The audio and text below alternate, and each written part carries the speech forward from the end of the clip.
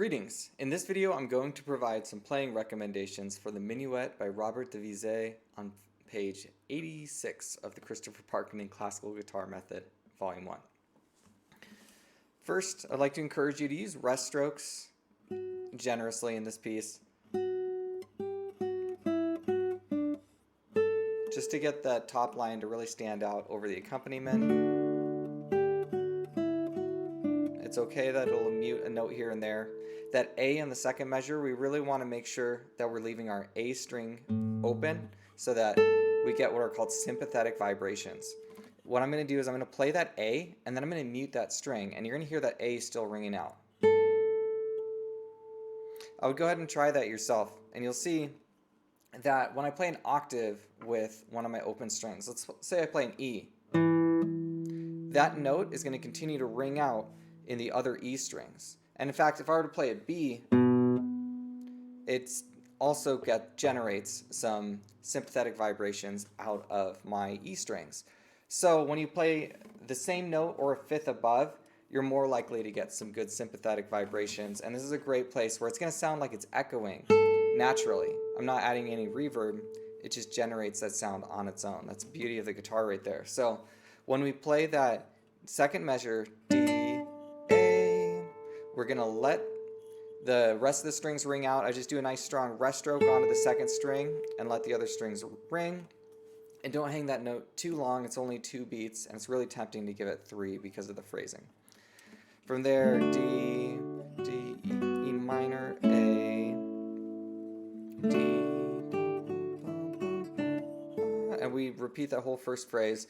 Now getting into the third line, we have this A chord, D. What I would do is just reach up with your flat pinky to grab that, and that'll let you hang on to these 2 notes and keep that echoey sort of resonant sound that we're going for. So D chord, flat pinky. If I try to use my pinky tip, it curls these fingers uncomfortably far. So it's good to just reach up flat instead of trying to get that pinky tip necessarily. You could go really low and try to get that tip, but I think it's just easier and safer. As I missed the A, of course. Now right here, this G is really important at the beginning of the third measure of the third line. So the second measure sounds like this. And that's a really strong melodic movement back to G, D, F sharp, G, A, G, G sharp, A, G sharp, A, A. We really want to bring out that line. So that naturally gets brought out because we're playing with our strong thumb. And then from here, I'm going to put a little extra weight in my thumb when I play this little open E minor chord.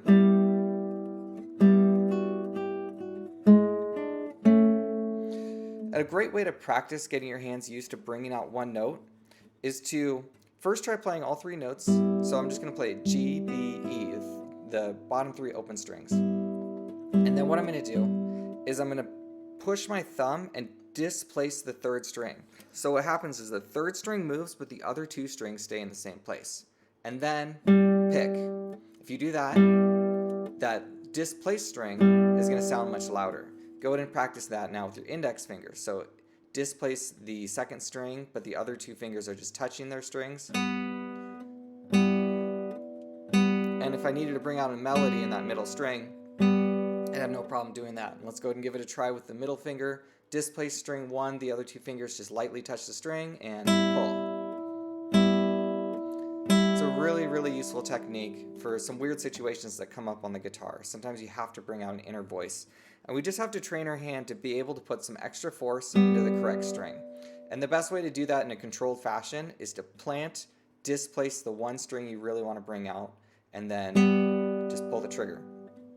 So here, I'm going to deliberately bring out that G,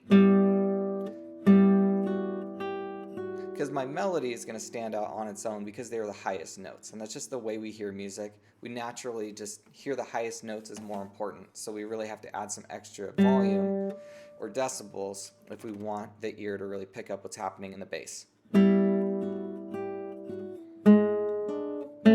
that one's especially tense, that G sharp. It's kind of an E dominant to A minor. And then into our last phrase. And I would encourage you to try to really turn your hand. If you were to just place the inside of your knuckles along the neck of the guitar, that's going to get a good angle for some of these weird spots where I have to get my pinky to cooperate a lot. If I come in at this angle, sometimes my pinky has to go a lot further and it can be a lot weirder and harder.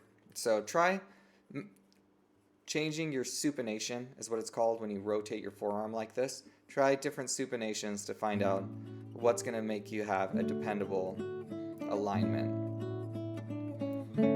If you want to get fancy with this, on the beat, what I do is I land on a A and C sharp, D, A, C sharp, and 2, 1 and 2, and I just hammer onto D. And then if you want that, that's what I do at the end of the second repeat. In order to do that, make sure again that your hand is very supine, and it's going to bring your pinky really close. You might even have this part of your hand closer, this part of your hand closer to the neck than this part, because you want your pinky right where it's needed. It's going to barely move. And then you're just going to hammer, pull, pull, hammer.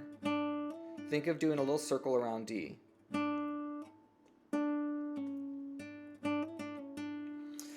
And if your hand is placed correctly, it should actually be really easy. But if you're doing something like this, it's going to mess you up and be really difficult and inconsistent. So just watch that hand positioning. Other than that, I would say just take your time with this piece. It's really tempting to rush some spots. And like I said, it's really easy to add a beat on the second measure and the sixth measure respectively. So just watch your counting and try to let it flow. If anything, it's better to add time than to take time away in this piece. So make sure that it's either on time or being stretched, but never too short. Thank you very much for watching, and I hope that this was helpful to you. God bless.